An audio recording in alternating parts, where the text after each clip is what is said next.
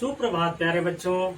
शिवम संकल्प intermediate college बकरीवा अंजानी सोनभद्र के इस ऑनलाइन क्लासेस में मैं दीपक कुमार आप सभी का हार्दिक स्वागत करता हूं। आज हम कक्षा 7 व विषय विज्ञान का अध्याय 4 पौधों में जल एवं भोजन का परिवहन का भाग 1 पढ़ेंगे। इससे पहले हमने भाग 3 अध्याय 3 तक हमने पढ़ लिया है। उसका अभ्यास प्रश्न आपको बता दिया गया था। आप सभी जो भी बच्चे अभी तक अपना अध्याय 3 का कॉपी चेक नहीं कराए होंगे, उस कॉपी का फोटो खींच करके आप हमारे पर्सनल व्हाट्सएप नंबर पर भेज देंगे, जिससे कि आपकी कॉपी ससमय चेक की जा सके। आइए तो आज हम पौधों में जल एवं भोजन का परिवहन के बारे में जानते हैं। सबसे पहले हम ये जानेंगे कि पौधों का वर्गीकरण हुआ किस तरीके से था, कितने प्रकार के पौधे पाए जाते हैं। ठीक है, तो जीव विज्ञान के जनक अरस्तु, जो एक महान दार्शनिक भी थे, उन्होंने एक वर्गीकरण दिया, जो पौधों को उन्होंने आकार के आधार पर 3 भागों में बांटा। अरस्तु ने पौधों को आकार के आधार पर 3 भागों में विभाजित किया, यानी 3 भागों में वर्गीकृत किया। जैसे जंतुओं को उन्होंने 2 भागों में विभाजित किया था, लाल रुधिर कोशिका उपस्थित वाले जंतु तथा लाल रुधिर अनुपस्थित वाले जंतु, यानी जिनमें लाल रक्त की उपस्थिति थी वैसे जंतुओं को अलग श्रेणी में रखा था, और जिनमें लाल रक्त की उपस्थिति नहीं थी ऐसे जंतुओं को उन्होंने दूसरे श्रेणी में रखा था। लेकिन बात यहाँ हम पादप की करेंगे, जंतु की नहीं। तो पादपों को उन्होंने आकार के आधार पर मुख्यतः 3 भागों में विभाजित किया था। जैसे यह पादप है, पेड़ पौधों को अरस्तु ने 3 भागों में विभाजित किया। वह 3 भाग थे। पहला था शाक, आकार के आधार पर इन्होंने किया शाक। दूसरा था झाड़ी, और तीसरा था पेड़ या वृक्ष। ठीक है, इन 3 भागों में अरस्तु ने पौधों को विभाजित किया। अब आप ये जानिए कि शाक, झाड़ी और पेड़ होते क्या है। सबसे पहले हम ये जानेंगे कि शाक क्या होता है, झाड़ी क्या होता है, पेड़ या वृक्ष क्या होता है। शाक ऐसे पादप हैं, ऐसे पौधे हैं जिनमें लकड़ियां नहीं पाई जाती हैं। ठीक है, शाक में लकड़ियां नहीं पाई जाती हैं। इनकी जो तना होता है वह नर्म होता है। ठीक है, लकड़ी युक्त नहीं होता है। जैसे हम कह सकते हैं कि तना लकड़ी युक्त होता है, लेकिन शाक में लकड़ी युक्त तना नहीं होता है। इनकी तना जो होती है नर्म होती हैं। इनकी जीवन अवधि जो होता है 1 महीने, 2 महीने, 4 महीने, मैक्सिमम अधिकतर 6 महीने तक होती है। ठीक है, अब शाक का उदाहरण क्या कर सकते हैं। जैसे घास क्या कहलाता है, शाक कहलाता है। घास में लकड़ी पाया जाता है, नहीं पाया जाता। तना लकड़ी युक्त होता है, नहीं होता है। ठीक है, मक्का, गेहूं, जौ, बाजरा,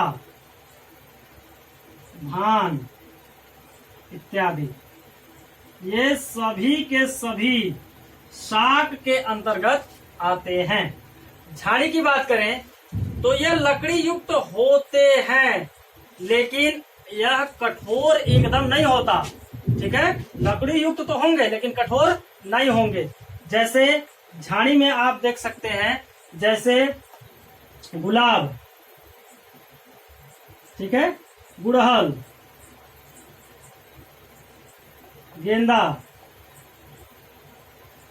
ये सभी जो होते हैं, ये सभी क्या होते हैं, झाड़ी में आते हैं। इनके जीवन अवधि 6 महीने से लेकर के साल भर होता है। ये ध्यान दीजिएगा कि अरहर का पौधा भी इसी में आता है। उसे आप शाक में नहीं कर सकते, शाक के अंतर्गत वो नहीं आता है, वो झाड़ी के अंतर्गत ही आता है।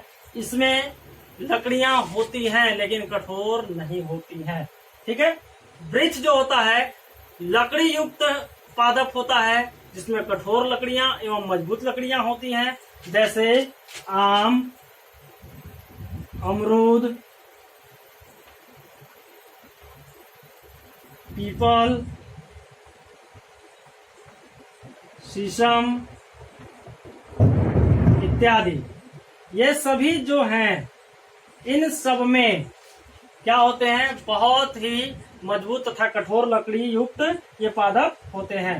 ठीक है, इसकी जीवन अवधि जो होती है तकरीबन 1 साल से 4 साल, 5 साल, 10 साल, जितने भी पौधे जीवित होते हैं वो सब इसके अंतर्गत आते हैं। ठीक है, पौधों में परिवहन, जल तथा परिवहन की अगर बात हम करते हैं तो मुख्यतः 2 कोशिकाएं ऐसी हैं जो पौधों में जल तथा भोजन का परिवहन करती हैं। जल का पौधों में भोजन, जल तथा भोजन का परिवहन के लिए 2 कोशिकाएं हैं जो जल तथा भोजन का परिवहन करती हैं। जल के परिवहन के लिए जाइलम कोशिका कार्य करता है, जाइलम ऊतक कार्य करता है, और भोजन के परिवहन के लिए फ्लोएम ऊतक कार्य करता है। ठीक है, जैसे पेड़ के अगर हम अंग के बात करें, पौधे का अंग कौन कौन सा होता है, किसी भी पौधे का अंग, पौधों को मुख्यतः 5 भागों में विभाजित किया गया है। पहला है जड़, हम संरचना बना करके आपको आसानी से समझा दे रहे हैं। ठीक है, ये हो गया जड़, ये हो गया तना, ये हो गया पत्ती, इसी में आ जाएगा फूल, और आखिरी भाग होता है फल। ठीक है, पौधे का मुख्य 5 भाग यही होते हैं, जड़, तना, पत्ती, फूल और फल। अब देखिए, जड़, तना, पत्ती, फूल और फल। ठीक है, तो जड़ जो होता है वह खनिज, लवण तथा जल को अवशोषित करता है जाइलम ऊतक के द्वारा। जड़ से जल का आवागमन होता है पौधों के सभी अंगों तक। यानी कि सीधा सा सामान्य सा बात करें कि जाइलम ऊतक एक ऐसा ऊतक है जो जड़ से लेकर के पौधे के सभी अंगों तक जल को पहुंचाने का, खनिज लवणों को पहुंचाने का कार्य करता है। ठीक है, और भोजन को हम जानते हैं कि पौधे के पत्तियों में, इस तरीके से पौधों के पत्तियों में भोजन का निर्माण होता है।